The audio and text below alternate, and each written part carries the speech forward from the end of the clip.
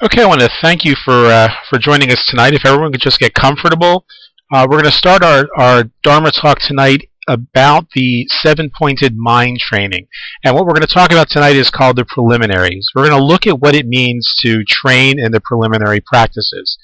Now, when we begin to undertake the preliminary practices and we start training our minds on the sayings of Lojong and Tonglen, these what we call the Maxims, then we always need to maintain mindful awareness of the following key concepts, collectively referred to in the text as taking the attitude of the four reminders. And those four reminders are something that we've talked about before in our Entering the Dharma Stream class. The first one is human birth. This human incarnation that we have the privilege of experiencing in this lifetime is precious. And we're fortunate to have been born in an environment in which we have the auspicious opportunity to hear the Dharma. You know, there are many other alternatives that could have taken place, and we could have been born in a situation or circumstance in which there was no opportunity to hear the Dharma. And so we recognize the preciousness of our human birth. The second thing is that we recognize impermanence, and our lives are fragile, they're impermanent, death is inevitable, and can come suddenly and without warning. So again, that adds to it's a reminder of the preciousness of this present moment, of remaining in this moment. The third of the four reminders is the defects of samsara. You know, when we live in this samsaric existence, whatever we do, whether it's virtuous or not, only further ensnares us in the chain of cause and effect. And so we look at the reality of suffering, which is the fourth reminder, and know that we and all sentient beings inevitably and intensely experience suffering in this and all lives while we're trapped in the cycle of samsara. Now, the great teacher, Jamgon Kongtrul, teaches, you should energetically train yourself in this kind of thinking. At the end of every period of meditation, perform the seven-branch prayer as many times as you're able to.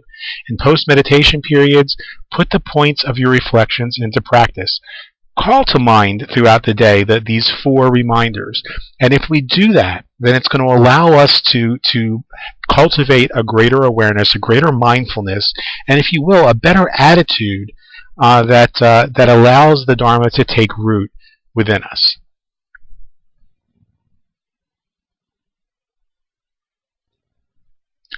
So let's take a look as we dive into what they call the formal practice at the next point. The second point of mind training consists of 9 focal points or key instructions. So this is going to be a rather long teaching, so I've broken it up into several segments.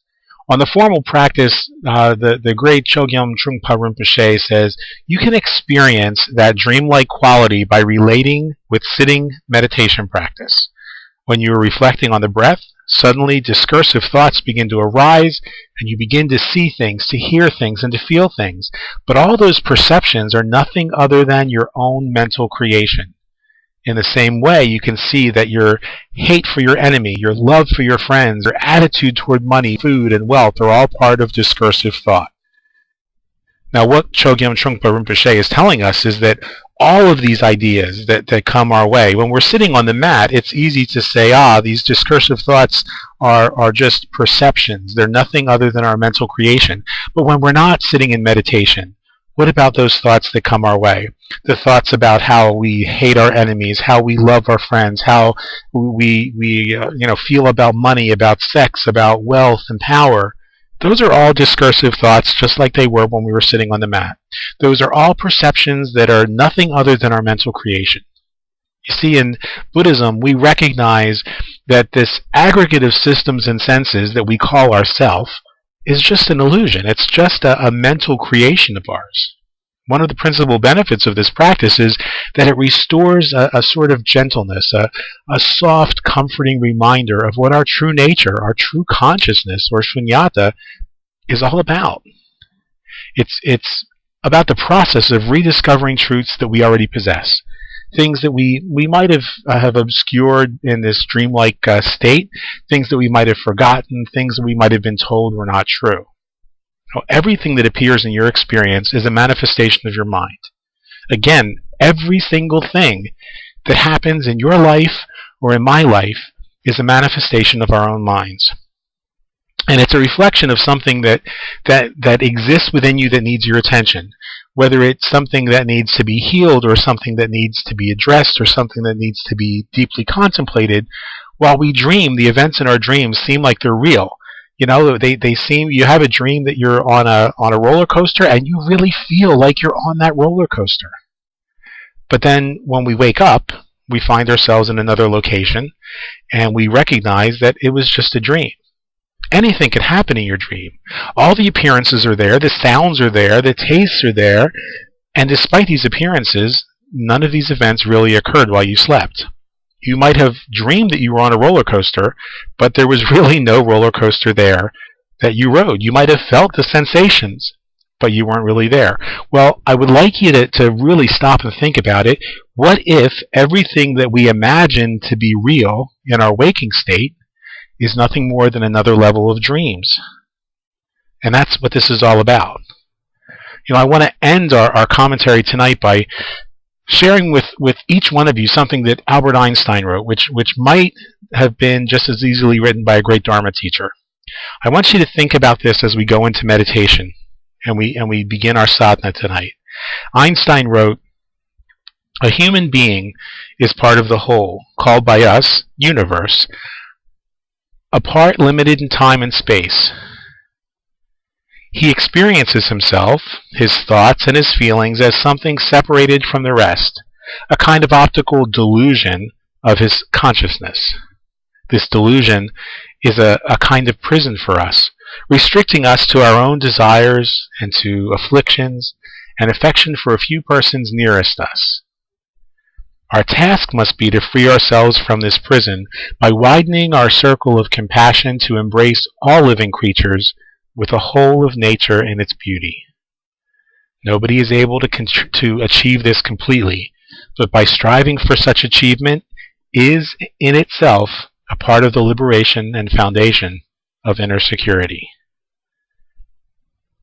I think that was a beautiful reflection on what it means and what our dualistic experiences, our dualistic perceptions cause in our lives and how they contribute to suffering. Nothing exists independently of our consciousness or mental designation. And so tonight, as we begin our meditation, that's going to be the focus. That's going to be where I want you to bring your awareness in the present moment.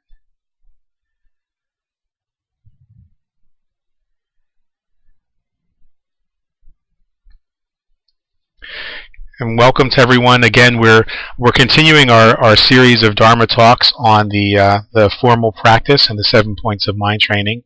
And the next focal point that we're going to talk about, the next maxim, says that you should examine the nature of unborn awareness. Ani Pema Chodron wrote an incredible book that I recommend to each and every one of you. It's called Start Where You Are, A Guide to Compassionate Living. And in her book, she says, when we awaken our hearts, we're changing the whole pattern, but not by creating a new pattern. We're moving further and further away from concretizing and making things so solid, and always trying to get some ground underneath us. This moving away from comfort and security, stepping into the unknown, uncharted and shaky, well, that's called enlightenment, liberation. And so this maxim is about learning to look at our raw, our undivided mind with pure awareness, examining who this me is that I believe exists, this me that I think is thinking. In other words, it pulls the rug out from under where you are. In this case, in the previous maximum, which made you think that you had accomplished something. You see, that's where these steps are gradual. Far too often, we focus our meditation on objects. What are we mindful of? What is the attention in that situation? On the object itself, the what, and since we know all phenomena are impermanent, then focusing on something impermanent is never going to give you really useful results. So we want to begin to deepen that awareness and deepen that meditative practice. And this maxim encourages us to shift our awareness from what we're mindful of to why we are mindful. And that's altogether different. It requires really deep digging in. It requires a sense of rawness that will ultimately realize that there's no substantial reason. And so as we realize that these thoughts are without rational reason, then pure awareness allows everything else upon which we focused to dissolve. We begin to exist in a realm of pure awareness, not thinking, not focusing, simply being pure awareness. And that's what this maxim is designed to do. You know, I couldn't help but think about one of the wonderful characters that appears on the internet, Puppetry, who talks about the first two formal practices in the 7 points of mind training, when he talks about who am I. And I don't know if you guys will be able to hear it in the back of the room, but I'm going to go ahead and play this, and I just want you I want you to listen, and while it's amusing and while it's kind of entertaining, I want you to listen with an open heart and hear the truth beneath some of this humorous presentation.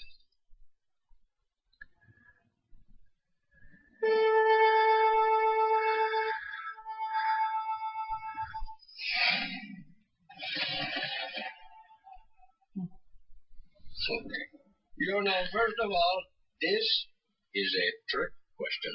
Yes? Created by the powerful mind to make you crazy.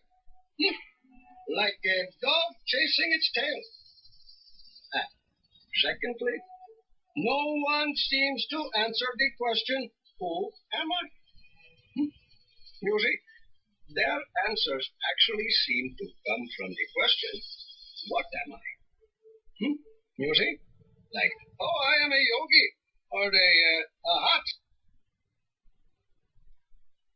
Well, I guess we lost that segment of the recording, so we lost our internet connection here. So I'm going to just go ahead and continue as we continue to talk about the second part of the mind training, the 9 focal points, the 9 key instructions. This third instruction is equally relevant. It says, in time, let go of everything, including the remedy itself. See how that ties in very, very much now. You're now beginning to see in these first 3 focal points the gradual progress that takes place and makes it easier for us to get our arms around this sense of groundlessness. In our spiritual practice and our meditative focus, as we turn toward outer phenomenon, we begin to understand the inherent emptiness of all phenomena.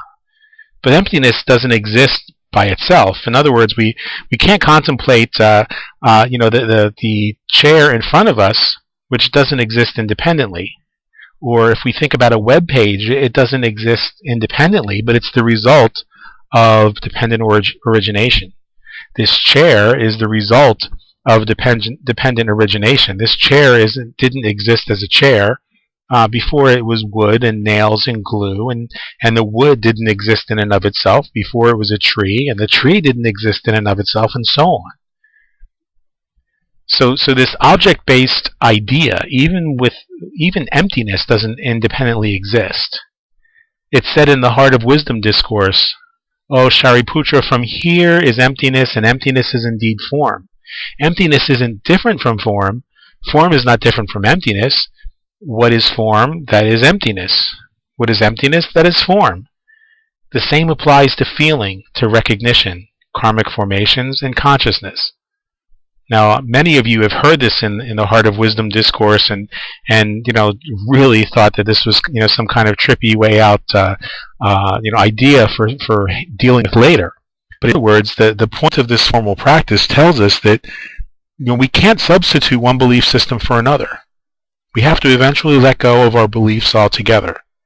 Quite often we find these students who get really wrapped up in whether or in unimportant things, whether or not it's important to eat meat or become a vegetarian, whether or not especially that particular issue where these vitriolic and virulent Dharma students, usually who have very little appropriate training, develop very strong opinions about how wrong eating meat is.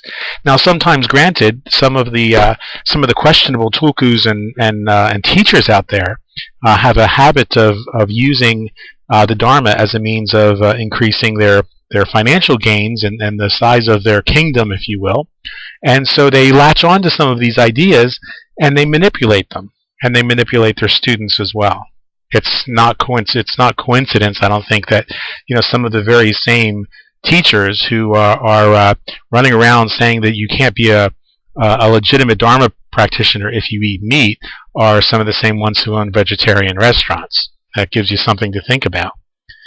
But when you let go of everything, when you let go of your beliefs altogether, and you recognize that that there is inherent emptiness in everything, just as the vegetarian needs to recognize that there is sentient life living upon and around and surrounding the cultivation of vegetables, and that every time we eat a vegetable, every time we drink a glass of water, every time we step upon the earth or breathe, we're killing sentient beings, whether we like it or not.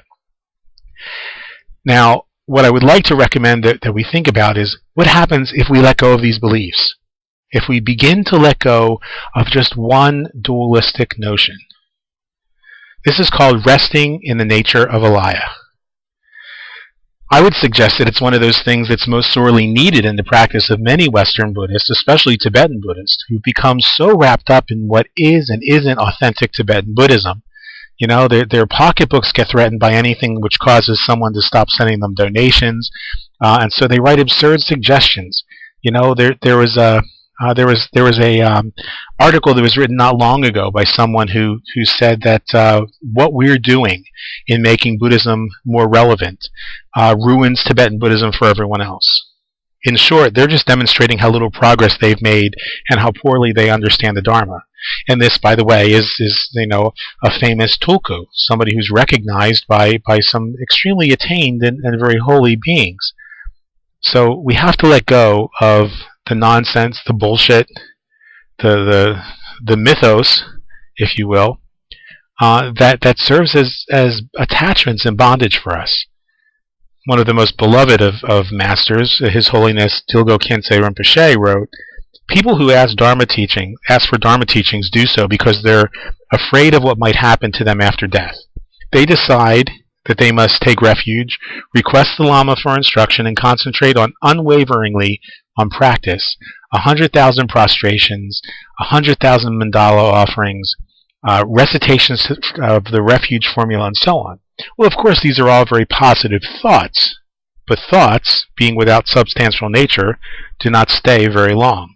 When the teacher is no longer present, and there's no one to show what they should or should not have done, then for most practitioners, it is, as the saying goes, old yogis get rich, old teachers get married.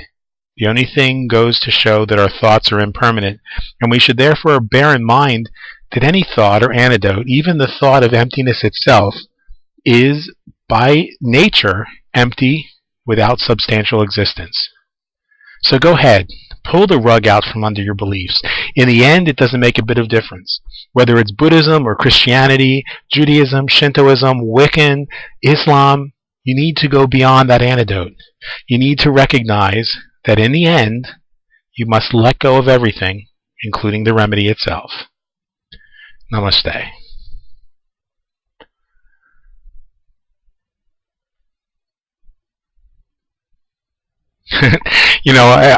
We're talking about these maxims, and the next maxim in the formal practice admonishes us to rest our minds in the natural state, alaya, which we talked about last week.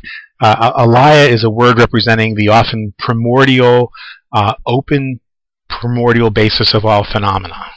In essence, what the instruction's doing is something of a culmination of the previous ones. Again, building on the first three maxims, this instruction is something of a culmination, because it's about realizing that the true nature of all phenomena, or emptiness, is and letting go of our delusional notions that existed about how things have independent origination. Then therefore, we sustain and we allow our minds to rest in this pure awareness. We sustain this space, if you will, in which we can allow the space for our understanding to become transformed. This primordial awareness. And as our understanding is transformed, deeper realizations occur. In time, this dissipates the weaker energy of ignorance, and we're able to maintain this pure meditative equipoise in all of our activities. So even when we're not on the mat, we're able to maintain this sort of restfulness, this state of pure awareness, allowing our minds to be in their natural state, in alaya. One of our students once said that it was difficult for him to accept my recommendations that we simply ignore those who have made a career of attacking and disparaging their teacher. Where's the justice in that? He wanted to know, and he was frustrated, and he was sincere in his question. Well, when we perceive an attacker, our reaction to them is always based on the false perception that the attack is real, that the attack is true and permanent reality. And let me tell you, I've been every bit as guilty as you have in responding that way. But the fact is that as we allow pure awareness to arise, we recognize that there's nothing there at all. For this reason, we can rest our minds in the alaya nature. We can allow our mind to go beyond all elaborations, all concepts, and know that we're safe, that we're secure, and that no one can attack emptiness itself, because the one who attacks emptiness itself is Don Quixote. You know, he's fighting those imaginary windmills, especially with something that isn't real. Now, it's been said that if awareness needs a method, then it's not true awareness, but it's rather a byproduct of the dualistic mind that we operate in. Well, right now, when we dwell deeply in the present moment, there's nothing to do. Only this moment exists. And when you begin to dwell deeply in this moment, there's pure awareness. No effort, no method, just resting in the nature of alaya. So tonight we're going to go deeply into meditation, but our meditation is going to be of a different substance, a different texture, because it's going to be very silent, not guided, and I want you to simply allow yourself to rest in awareness.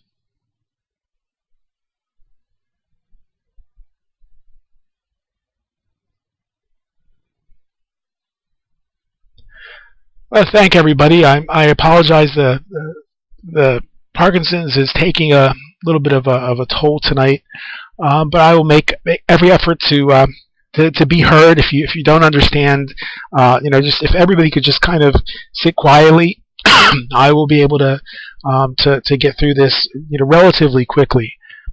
We're talking about our 7-pointed mind training, and we've gone over the last several weeks about the four maxims, initial maxims, and tonight we're going to talk about the fifth.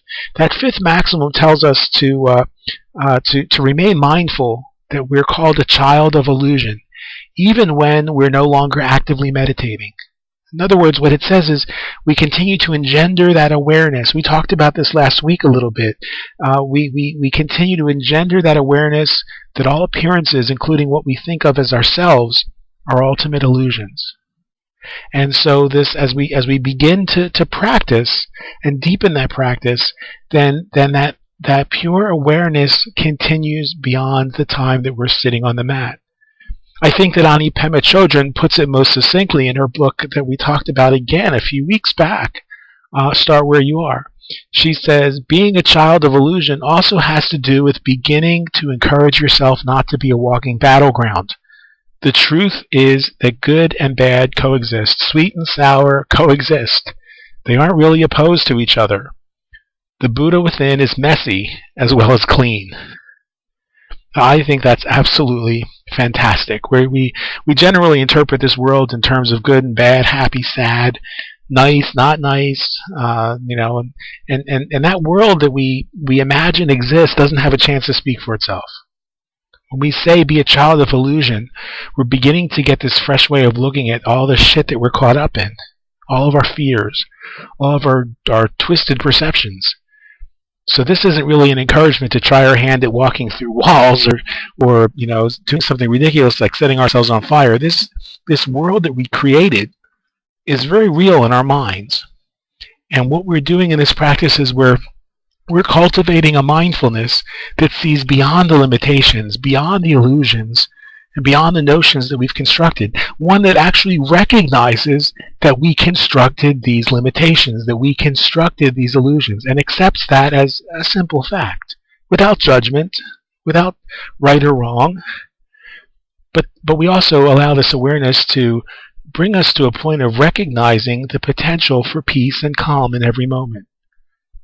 So the more we work with this practice of Lojong, the more we can better develop a control over our emotional states. And we begin to do we begin to cultivate something that we call calm abiding, the state in which we're able to move more effectively and use our minds rather than having our minds using us.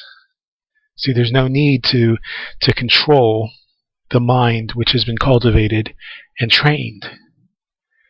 So we imagine that this state of being, this aggregate of senses that we call our body, the me, is the ultimate state for expressing life. But when we begin to practice Lojong, when we begin to practice tonglen, then we cultivate a still, peaceful, calm mind, and we realize there's something well beyond, far, far beyond this frenetic state of being. And that is a pure state of awareness.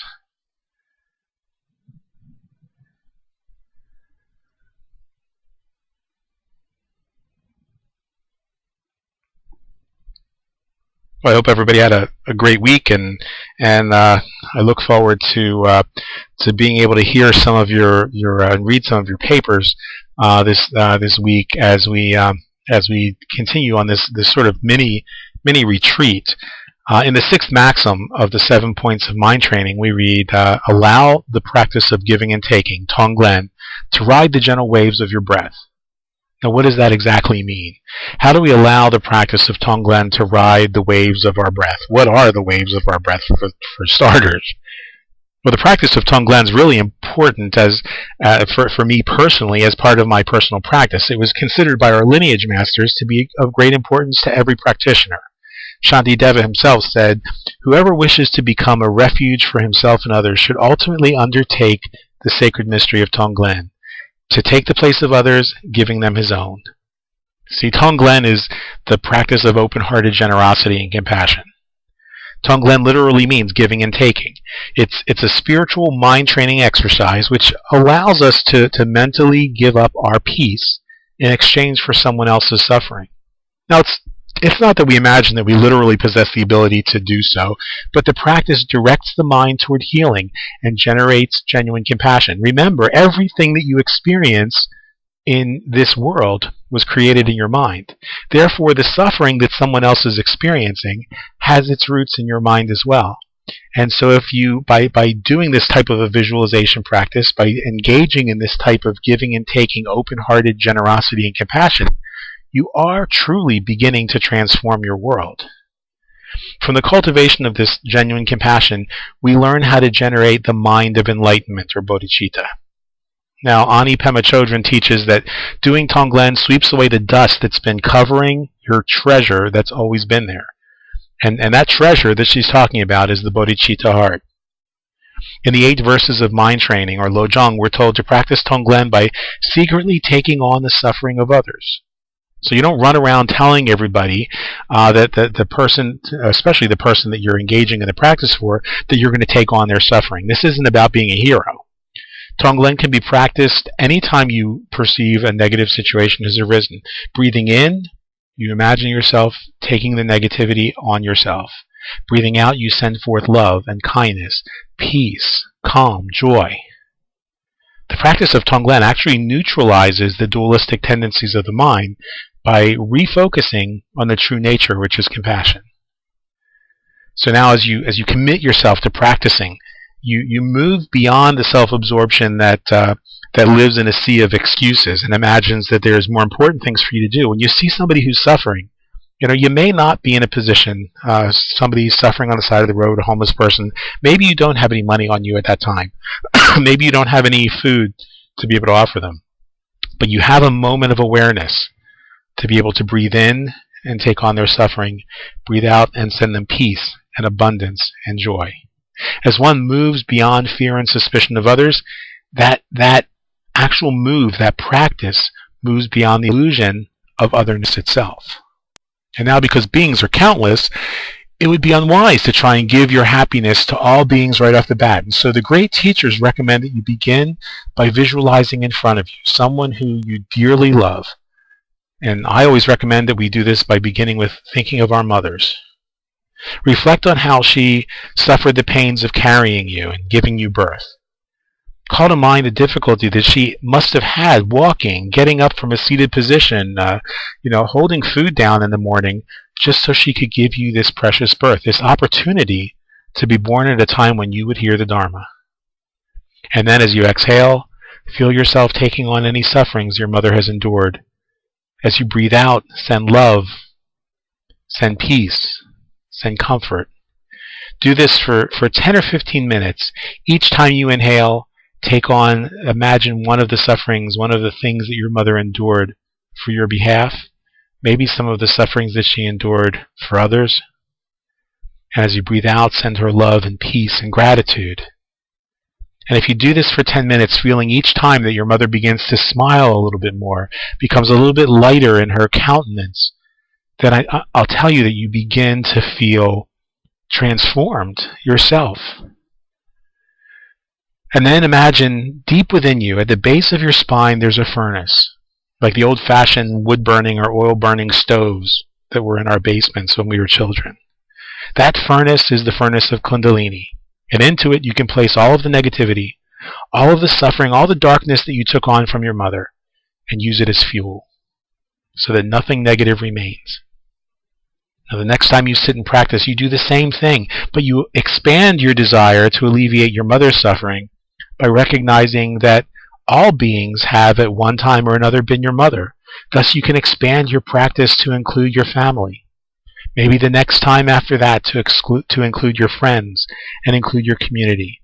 Each time expanding to another level until you truly begin to feel yourself taking on the sufferings of greater numbers of sentient beings. And each time using their suffering as fuel as you send out love and compassion, gentle healing and peace. And see what happens as you put more fuel into that furnace. That fire rises, the Kundalini rises, that spiritual energy of the mother rises within you, and you actually become stronger and more aware. You become pure awareness. I want you to see yourself breathing in heavy, oppressive, ominous negativity and suffering. Just as the fire of Kundalini burns it as fuel, you send out a brilliant white luminous light. A light that's calm and it's healing. So what does tonglen accomplish in the end? Well, generally speaking, happiness and suffering occur as the result of karma, the interdependent chain of conditions and causes and their effects. So if someone has done a good action, then naturally from that comes a result of happiness.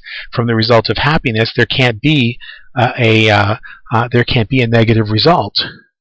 And so as a practitioner, by engaging in this, there simply can't be negative results, negative causes created by doing something to generate happiness for others. And keep in mind, suffering also exists as a result of bad actions.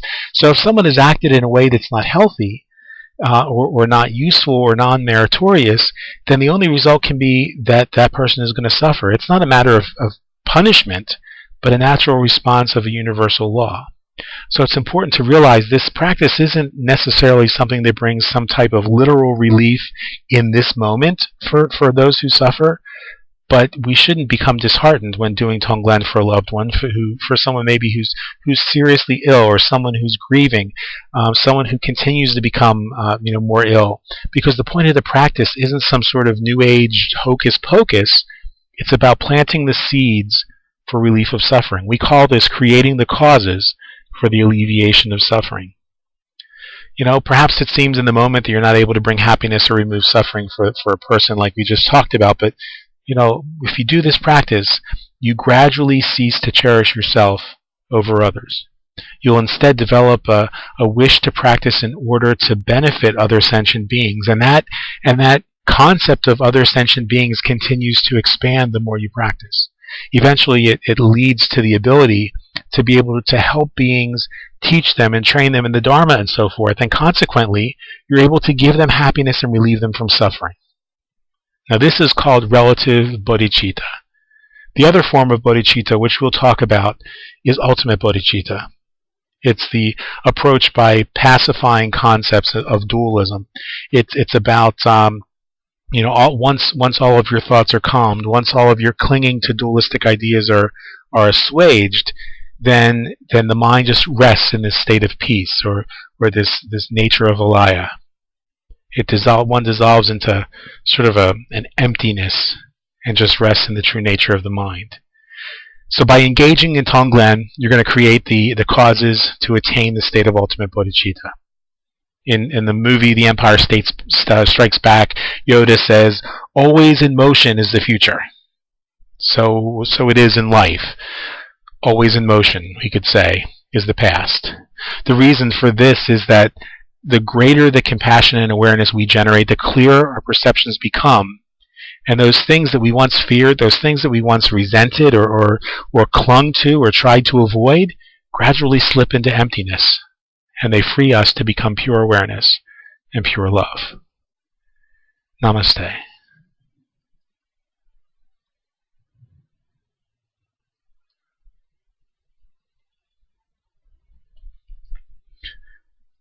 Okay, are you guys ready?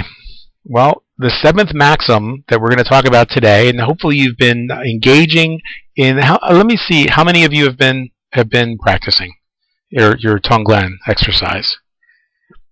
I've gotten some incredible emails, and I want to thank those of you who've been sharing on the blog and sharing on your emails and talking with one another about what this experience has been, with the good things that have happened, some of the curious things that have occurred, some of your questions. And hopefully we'll begin to understand and unpack some of those as we continue. And tonight we're going to talk about that seventh maxim under formal practice, which says, understand the three objects, the three poisons, the three virtues. Now here, Atisha refers to the three objects of inner alchemy, which can either become aversions, or poisons as they call it in Tibetan, or the foundation of infinite virtues. So what are these three objects? Well, the first is aversion, the second is attachment, and the third is indifference. See, this is how your mind functions. You feel aversion to whatever you dislike, you feel attachment to whatever you like, and you feel indifferent to things that you neither like or dislike. When we encounter people or objects or situations that please us, we experience attachment. But when those same people or objects or situations cause us to become uncomfortable, then we perceive them as people or things that we don't like. So we consider them our enemies. We experience aversion. His Holiness Dilgo Khyentse Rinpoche explains that this way, in pleasant situations we feel attachment, in unpleasant situations we anger, and in indifferent situations, ignorance. So Atisha understood these three poisons that afflict us, and he understood that because of his non-dualistic view, his clear vision, that each one of these three poisons can also become the basis of virtue. You know, if we mindfully generate compassion, here's what Atisha said could happen. If you learn the art of absorbing suffering, as if all the suffering in the world is coming and riding on your breath, then how can you be repulsed? How can you dislike anything, and how can you be indifferent to anything? If you are unconditionally taking in all of the suffering in the world, drinking it in, absorbing it into your heart, and then instead of it, pouring blessings upon the whole of existence unconditionally, not to someone in particular, remember, not only to man, but to all sentient beings, trees, rocks, birds, and animals, to the whole of existence, material and immaterial, then you're pouring out blessings unconditionally. How can you be attached? It's pretty profound. That's one of those mind-boggling paragraphs that struck me very early on in my formation, and that I believe can have profound implications in your life if you really stop and listen to it. You're going to find it actually on the back of our programs. You know, we need to train ourselves to think moment by moment. May all the obscurations of all sentient beings arising through these three poisons come upon me as a load to bear. May all beings live virtuously, performing positive actions, and be free from the three poisons of attachment, anger, and ignorance. Now, if you offer that particular affirmation or prayer or saying, however you want to call it, before you rise in the morning, before you eat a meal, before you go into any meeting, especially if it's a meeting that fear is beginning to arise within you of the outcome, then I guarantee you that if you do that, you begin to live from a place of greater awareness. Attachment, aversion, indifference all disappear with this small technique. And with their disappearance, the poison that once existed is transformed into nectar, just as the rattlesnake's venom is turned into anti-venom. And the bondage becomes freedom, and the hell is no more a hell. It's heaven.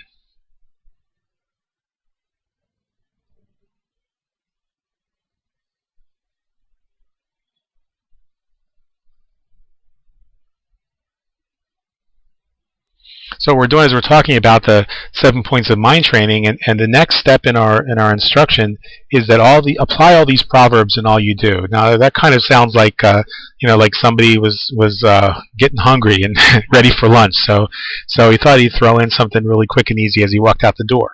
But the idea is really that we should allow these maxims and these proverbs to become anchor points in our minds to help us cultivate the right attitudes and discipline. For me, I think one of the most profound maxims that captures the mystic heart comes from Shantidev. He said, while their negative karma ripens on me, let my virtuous karma ripen on them. In the Kadampa tradition, we interpret this idea a little bit differently. We say, I offer all gain and victory to all sentient beings, and I take all loss and defeat for myself. Now, for us as Westerners, that might sound like one of those culturally dissonant ideas, which would seem very emotionally and very psychologically unhealthy. But for that reason, I don't teach that particular maximum. The idea, however, is that we're taking on the suffering of others. We're taking on the uncomfortableness, the pain, the negativity that others experience, and we're sending out joy that already exists within us. So when we do this, I want you to think about this. When you send out joy, you don't run out of joy. When you send out peace, you don't run out of peace, because joy and peace can never be depleted. It's only a matter of adopting the right attitude of selflessness toward others. So in time, we would have to let go of the attitude because we'd recognize that there is no other and there is no self. You see, these practices really build on one another, and they're all leading us to the same place. But these are gradual steps. And so as gradual steps, we begin with the idea of tonglen, of taking and receiving. Our actual attitude, when we rely, whether we rely on the practice or the maxim of Shantidev or the maxim in the Kadampa version, is that we sincerely ask the universal consciousness, may the suffering of all sentient beings be drawn to me so that it might be vanquished entirely. There's a Zen master, Sechibua, who offers a very potent expression, a very potent proverb with a more positive approach. And so I want to share that with you tonight as we go into our meditative space. And I want you to think about that. And Sechibuwa's prayer was, by my joy, may all sentient beings experience joy. Let's say that again. By my joy, may all sentient beings experience joy. Our experiences are formed in our minds and are inherently empty. Therefore, why not use the mind to cultivate joy and equanimity? It's just as easy as cultivating negativity. The Tao reminds us that when we may shape clay into a pot, but it's the emptiness inside the pot that holds whatever we want. So I want you to spend some time tonight as we go into meditation and recognize this opportunity that you have. And I will say, it's a precious opportunity to ask that the suffering of all sentient beings be drawn into ourselves, into our own self-grasping minds, so that it might be vanquished entirely.